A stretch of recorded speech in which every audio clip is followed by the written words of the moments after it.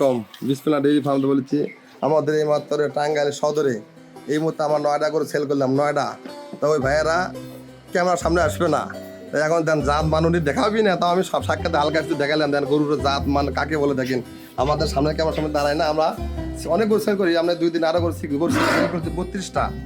তা আমরা তো ভিডিও করি না, তাই এখন অনেক ভাইয়েরা বলে খালি ভিডিও করেন, সময় পাই না। আমার সময় পাই না, আমাদের সময় হয় না, আমাদের অনেক শ্রম দিয়ে অনেক খাটি আমরা গরু কেনা লাগে, বিক্রি করে, আমার সময় পাই না। দেখেন গরুকার মান গলা কীরকম, কোয়ালিটি কিরকম, জাত করে দেন কীরকম জাত। আমার নিজস্ব গাড়িতে পৌঁছে দিচ্ছে টাঙ্গাইল সদরে, টাঙ্গাইল সদর।